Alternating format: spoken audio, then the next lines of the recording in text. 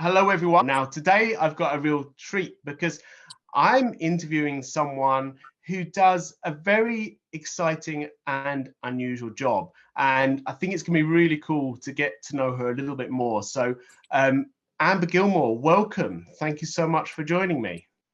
Thank you for having me. I really appreciate the opportunity to be here today with you and just to have a conversation about everything. And I'm excited. Thank you so much for inviting me on today. Oh, the honor is mine. It really is. The honor is mine. Thank you.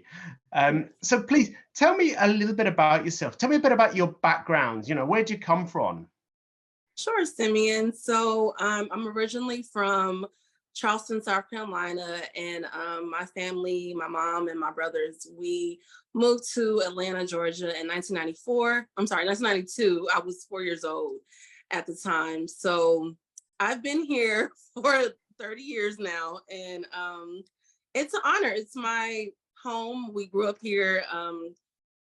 This is our stomping grounds, but I also have a very, very strong bond and unity with my family back home in Charleston, South Carolina. We go there all the time to visit and just to, make sure we know our history there as well too. So we live here, but we are from there, but we also are ATLians, what they call us, ATLians. So yes, Atlanta natives. So yes, but yeah, I've been here since a little girl and I'm grown now and it's amazing. I love living here. Will I ever move? Probably not, but I will love to have different housing in different locations if it comes to that. So that would be awesome. But this will definitely be my home base and, just constantly going to visit my family out in Charleston, South Carolina. So it's been amazing living here, honestly. Oh, I love that. I love it when someone's proud of where they come from, someone enjoys where they live. It's so nice to hear that. You get some people say, I hate being here, I don't like this, but so positive about everything. It must be a wonderful place. I love it. Thank you. Thank you. Thank you. Tell everyone about what it is you do, because I think they're going to be fascinated by this. Sure. So I am a newborn care specialist, and that just means that when mommies are pregnant and after they give birth, they hire us to come in the homes and do the fourth trimester, which is the following 3 months after the baby is born. We do everything newborn care, bottle feeding, bathing, dressing the baby, taking temperatures, weighing them before. So I travel with a scale to every family house that I go to. And the scale is literally like a scale that they will have at the doctor's office, but it's a lactation consultant scale because I am a lactation consultant. So I travel with the scale and I weigh the babies weekly just to make sure they're gaining weight, eating enough, and make sure they're, healthy. And if the moms are breastfeeding, I will, to make sure the babies are eating enough, we'll weigh the baby before a feeding and then weigh the baby after a feeding. So just to make sure that baby is gaining the weight that they need to weekly and make sure they're eating enough, make sure they're healthy and make sure that is reassurance for mom and me, make sure I'm doing my job well and make sure mom is, getting enough nutrients into the baby. And if not, then we can look into other alternatives and solutions to get the milk in that's needed for the baby to thrive and grow. So that's a big part of my job. And a lot of times I am flown out to different states. I work nationwide in the United States. And if I am working internationally, it's because I'm traveling with the family. So we're either flying private or flying commercial, and we're doing everything that we would do at their home here in the States and the same routine and everything. So another good thing when it comes to families' homes is, like I mentioned before, I'm a lactation consultant, newborn care specialist, and I'm also a sleep coach or a sleep trainer. So you may say for babies, I help them sleep through the night. So when they hire me, and if they want to, we can set up a routine and a schedule, or just have a goal in mind of where they would like their baby to be at the end of my contract. A lot of my contracts are from 3 to 6 months. And before I leave, most of the times the babies are sleeping a long stretch at night or sleeping through the night. And sleeping through the night is technically 8 hours at night, but it can go up to 12 hours a night. So that is the goal, for them to sleep 12 hours at night without any crying, fussing, or harsh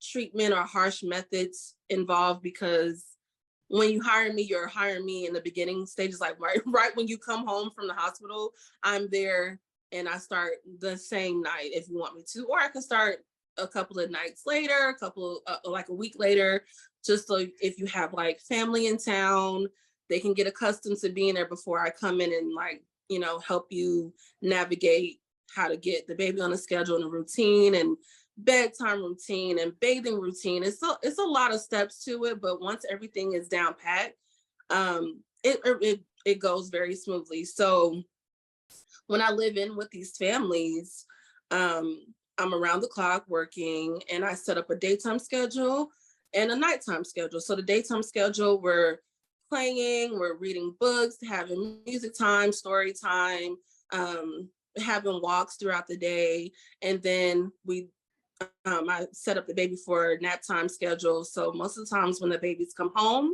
from the hospital, they're on an every 3 hour schedule. So we just follow that schedule.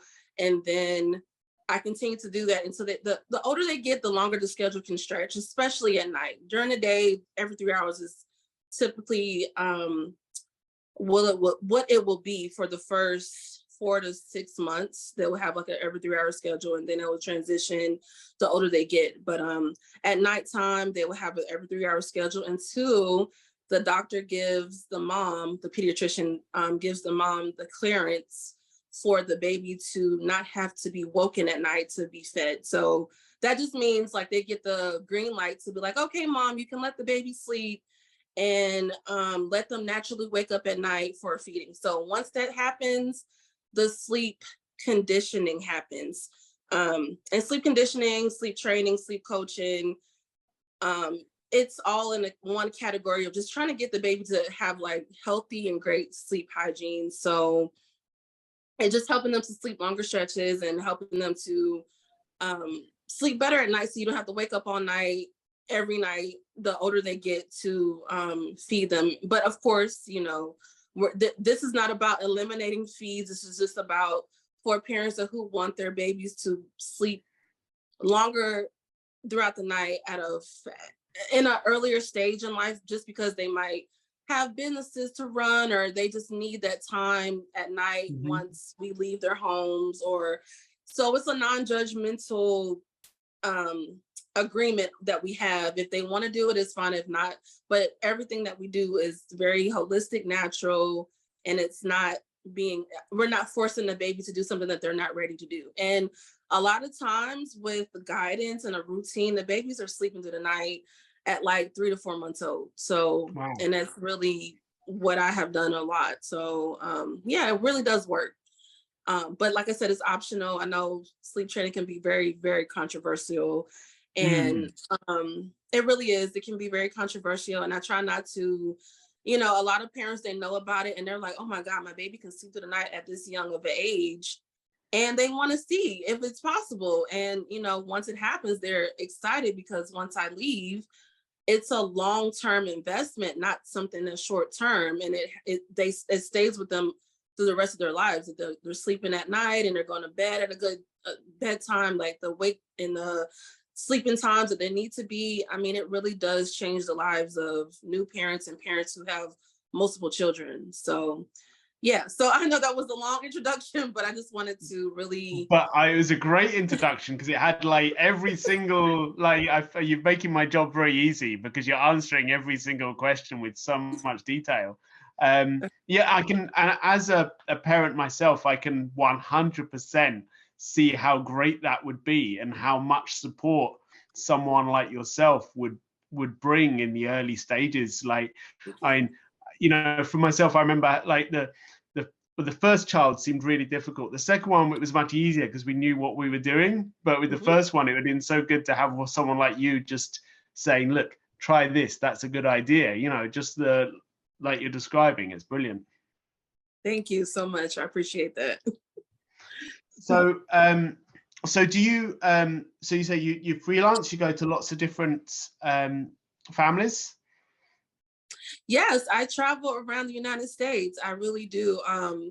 I love traveling. I love being in a new location. It gives me time to miss Atlanta. So when I do come back home after my contract's done, I can embrace it again. I can love on it again. And like, just, it's just like a refreshing moment every time that I come back home if I am on a contract out of state. So I really love what I do. And it's, I can spread my love and knowledge and my assistance to other families who are not just strictly based and live in Atlanta. So I really do love that. Yeah. So please tell me, what's your favorite thing about what you do? I'm just really sort of captivated by your enthusiasm for everything. But what's your favorite thing? My favorite thing, and the one thing that I really feel like I really make a big difference in families' lives is literally helping their baby sleep through the night. It's one of the most rewarding but challenging things that I can do at every job, because every job is different. Every baby is different. Every family is different. Every family has a different culture. They have a different belief system. So just trying to, I guess just trying to make it all work and like fit in with the family and like just being very, very flexible. That's a key to how this works for me and how I work. And working with families, you have to be flexible. If not, it's just not going to work. I'm not one of those super strict people that needs things done like A, B, C, or else. But also for the methods to work, it does kind of need that. But you have to have flexibility regardless, because these babies and these parents are not robots. So, it's just, yeah. So you have to have flexibility. And I feel like I make a big difference because it's such a long-term investment with their babies sleeping once they get to a certain age, and then once I leave, they're still sleeping. I feel like the amount of trust that parents give to me, and and I earn it as well, it's something that's priceless. Like I can't even really, you can't put a price on that. You can't put anything on that, because it's just like, it's so rewarding. And I feel like I have done my mission here on life by helping somebody tremendously like that I know sleep is a major concern here in the world. And for me to have to help to solve that is one of the things that really makes my heart melt. And I know this is my true calling, and I know that's what I'm supposed to be doing. So the fact that I'm doing it, and don't get me wrong, a lot of jobs, or every job, I'm like, can I do this again?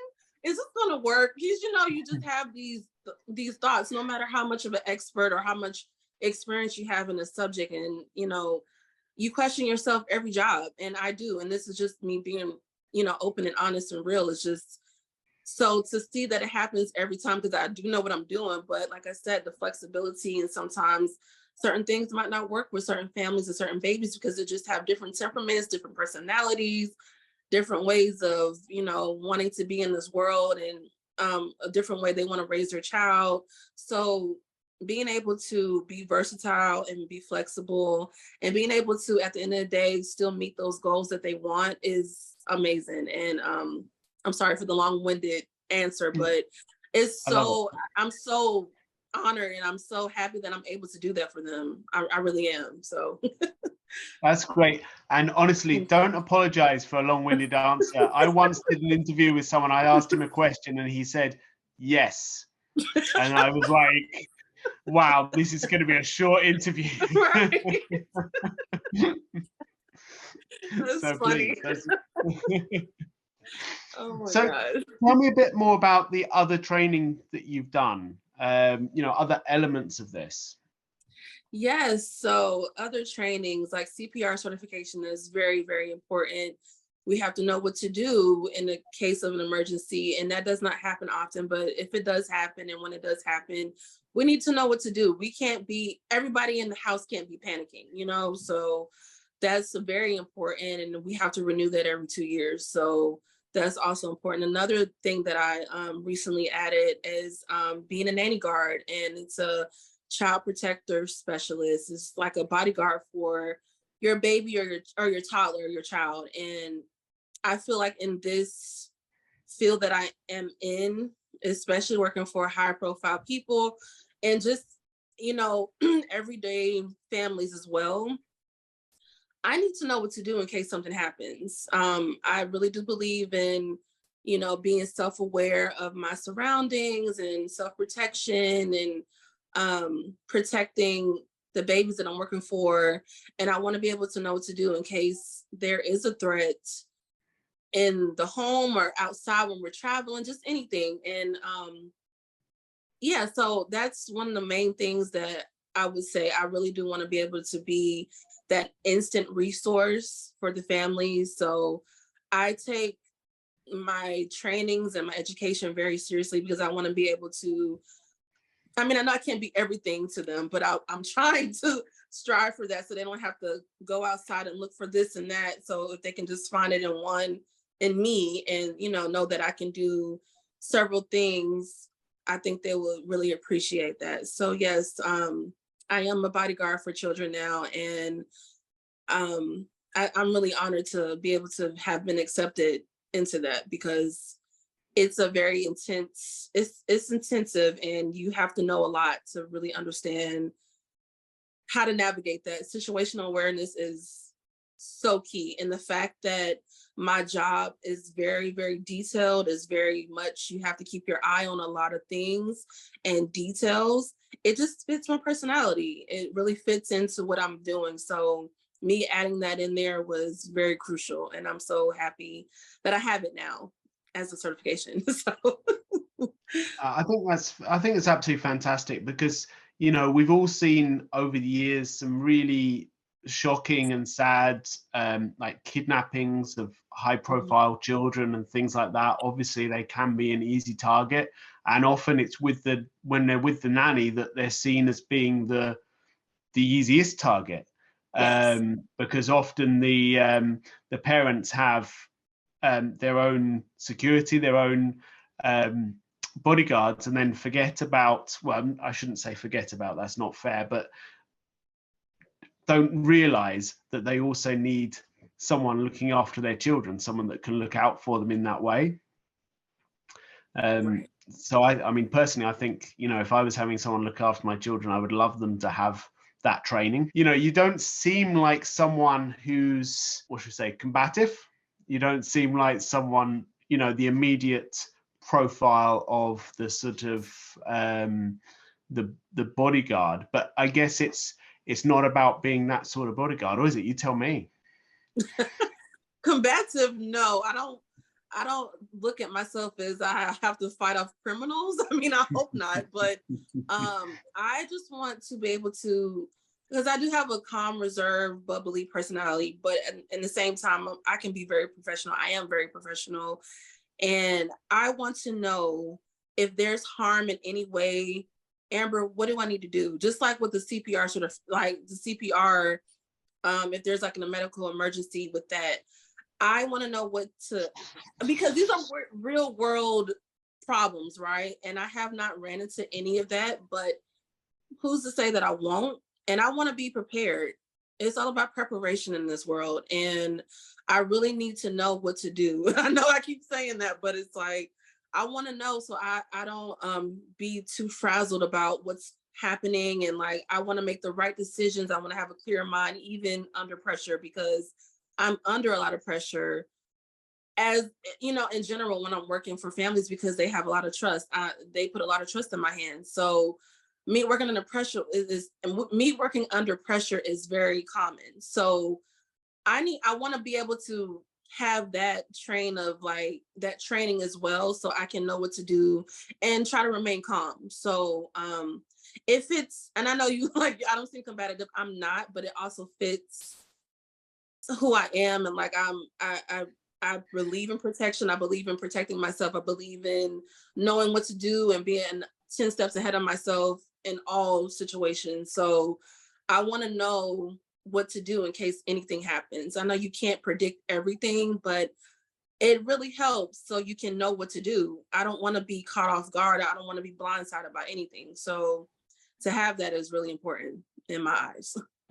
Yeah, no, 100%, I agree, and that was it was a leading question from me there for sure, because I do a lot of training with close protection officers and things like that on various things, and so you know, and I know very well it's not about being combative anyway, not for the sort of thing that you're doing. You're not doing hostile environment. You're not going through Iraq or something like that. It's a very different situation. The more that you take your knowledge and your education seriously, and these parents are gonna look at you like, oh my God, like she really does, you know, love what she does, and she takes the time out to do X, Y, and Z. She wants to protect, and now that I'm a bodyguard, she wants to protect my child. She wants to protect us, like, especially with traveling and like just being at the home base. You know, I feel like it's a very priceless thing to have. And this is just for everybody who is a nanny, a newborn care specialist, a lactation consultant, whoever works around kids.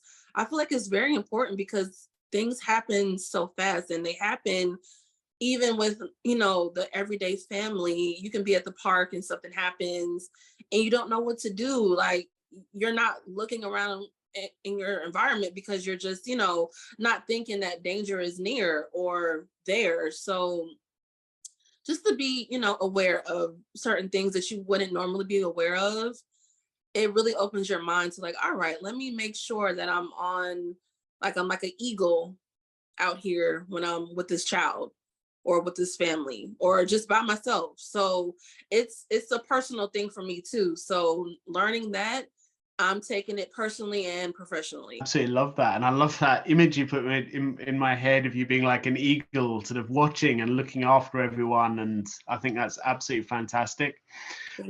So tell me, I see you brought a prop with you today. Tell me a bit about that. What? I did. I just wanted to showcase my friends here. We have baby A and baby B. We have the babies here and the little twins.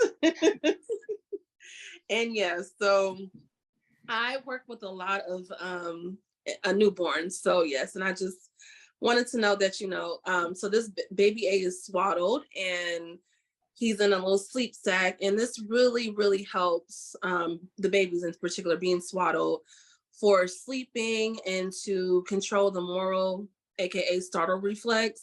And what that means is just, you know, babies can be very like moving their arms a lot and all over the place. So when they're swaddled, it calms them down and helps them to sleep. So this really does help a lot when it comes to sleeping. You, in my opinion, you really should swaddle your child so they can sleep better, naps and at nighttime. So sleeping, and either you can use a sleep sack like the one I have on baby B, or you can get a muslin blanket, and it's just a blanket and it's kind of stretchy a little bit, but it just has like this breathable, it's like a breathable cloth, and you can do the old school method and swaddle like that. So it's really, really helpful. Like I said, the more reflex, because a lot of babies, they tend to rub their faces a lot. And once they start doing that, they are rooting, and sometimes it might not be time for them to eat, or, you know, they're just doing that and it wakes them up. So swaddling really helps with keeping them calm and, you know, comfortable. And you can also feed them swaddled too. A lot of my jobs, especially at night, when I feed the baby at night, I've changed their diaper and I swaddle them again. And then we bottle feed. And I will show you how I bottle feed the baby. But I want to introduce a bottle that's very, very great for breastfeeding moms. And this is the Komotomo bottle. And it's like a breastfeeding bottle. It helps, it mimics breastfeeding, and it helps prevent bottle rejection and nipple confusion. So as you can see, this is the air vent in the nipple, and you want to make sure that when you're, when you're feeding the baby, the milk is all the way surrounding the whole nipple, just to prevent gas and air pockets. So I'm going to demonstrate how I usually bottle feed the baby when we are feeding at night. So I prop him up, and he's literally just sitting on my lap, and I have a good control on his neck and the back of his neck, and he's just sitting on my thigh. And then I line up the air vent in the bottle with his nose. So this part is going to line up with the nose. And you just do like that, and then the whole thing will go, and then you can pace feed. You can stop like a minute or like every minute or every 2 minutes to pace feed, and then you burp the baby. And what I do with the baby still sitting on my thigh, I burp him, and I hold underneath his neck, and then I burp him just like this. And don't be afraid to burp, because you have to get it out to make sure there's no air in there or stuck burps or, you know, anything that would like prevent him from digesting his milk. So just burp him, and then you just go back on the bottle and set him back up on your thigh. And this is how I do it. A lot of people, they will, you know, bottle feed like this, and then the same thing. I do, I feed on my thigh because I like for the baby to sit up and digest their milk, because I think that's very important. It eliminates stuck burps, acid reflux, and just the ultimate digestion. And then once you guys are done with bottle feeding, you can hold them for upright digestive time. And usually you can hold them upright for like 10 to 30 minutes, depending on, you know, if they have digestive issues. And you can just hold them and just hang out with them at night. And, you know, after and I mean, time it too. So definitely time it, and then put them back down for sleeping. So I keep them swaddled because at nighttime, it's all about sleep. I don't want them to think that we're waking up to play and like all that stuff. So that's why I continue to swaddle the baby when they're feeding at night. So yeah, so this is a great option. It's called Comatoma bottle. They do have smaller ones. The smaller one is a 5-ounce bottle, and it's really, really great for, in particular, breastfeeding moms. I also want to introduce the famous pacifier that every parent gets at the hospital, which is called the Soothie. It's very important that if you don't have it and then you want to purchase it, that you get the right age. A lot of pacifiers that you don't even know about sometimes, they will have 0 to 3 or 6 to 18 or 6 to 9.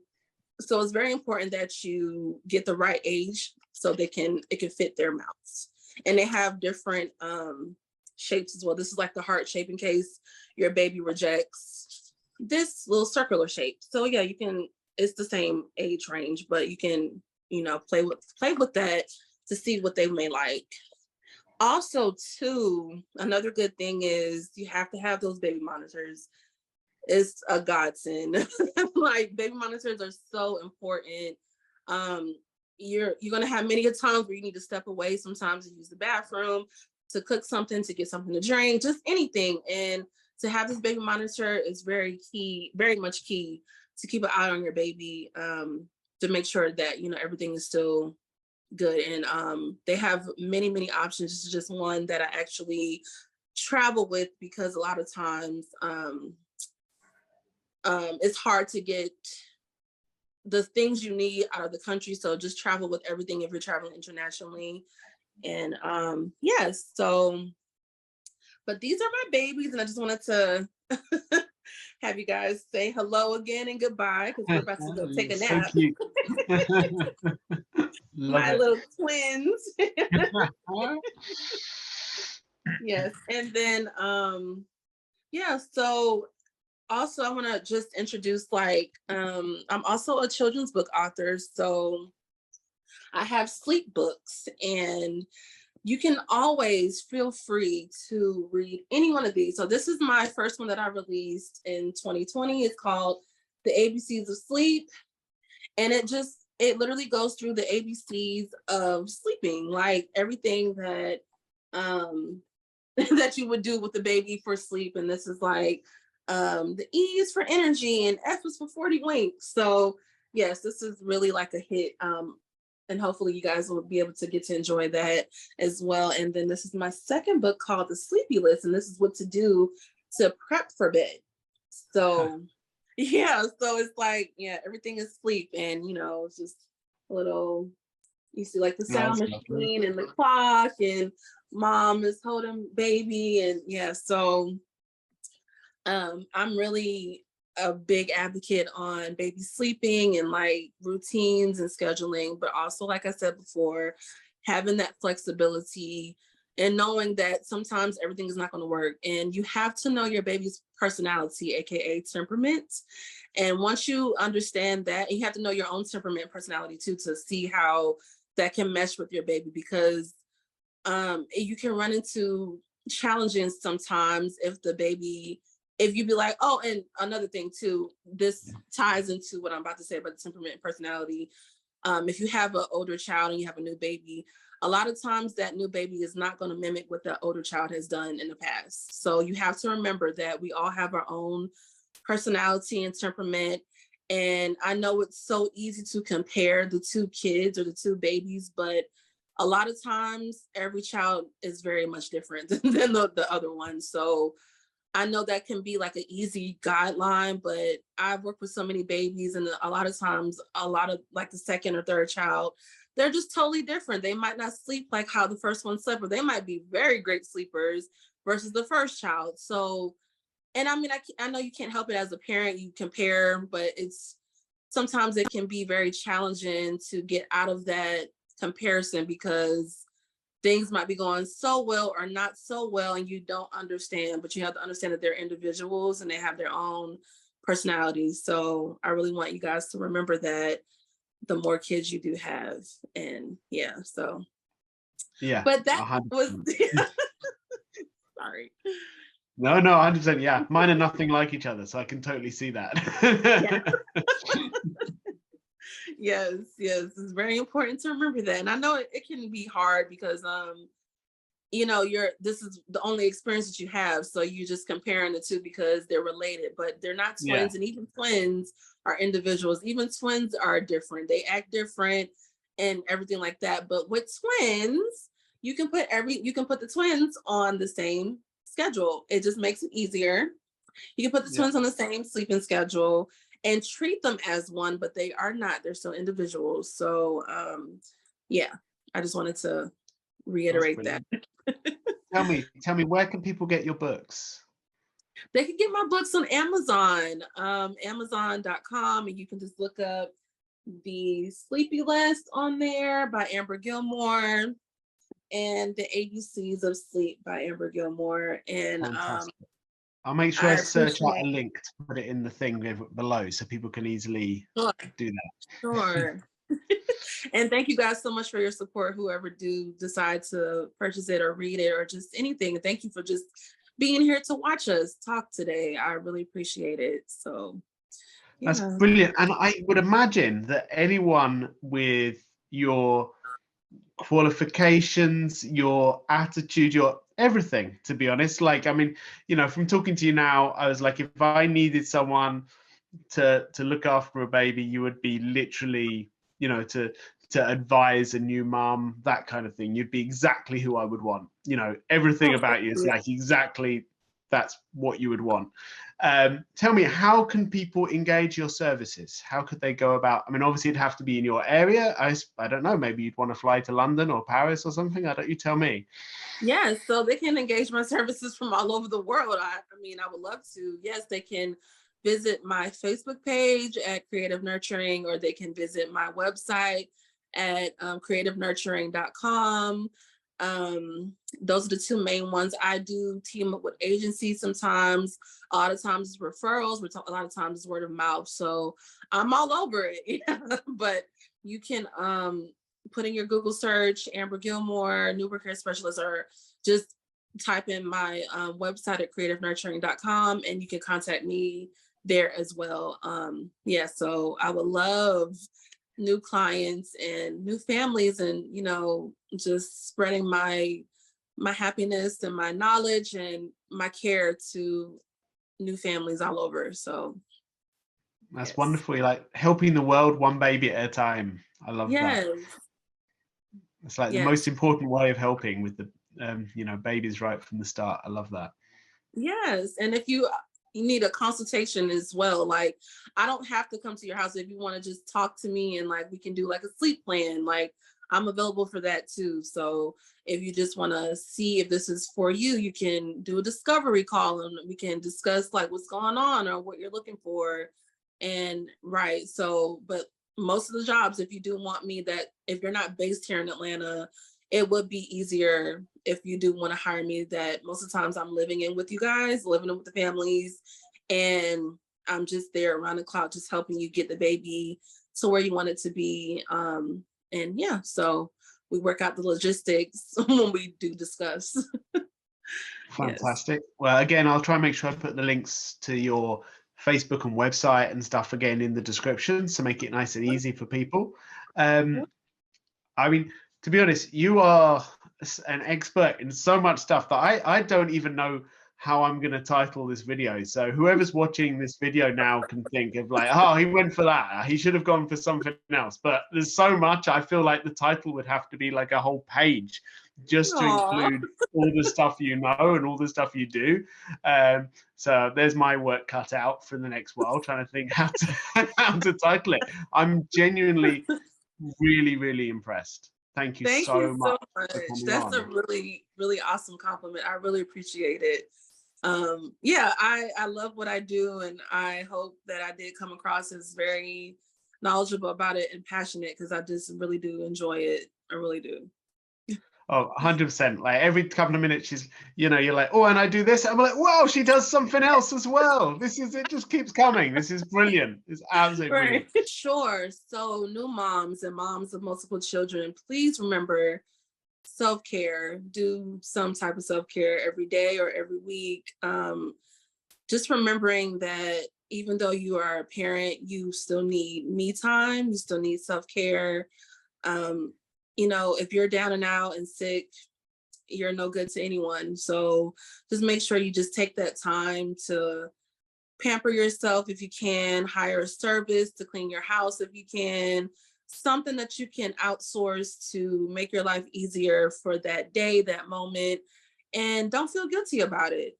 Even hiring people like me or just anybody for that matter, if you need the help, that's fine. If you need the assistance, that's fine. That's why we are here. That's why we are here to help assist you in one of the most exciting, eventful, and challenging times of your life, So yes, just reminding yourself to be easy on yourself and remember self-care.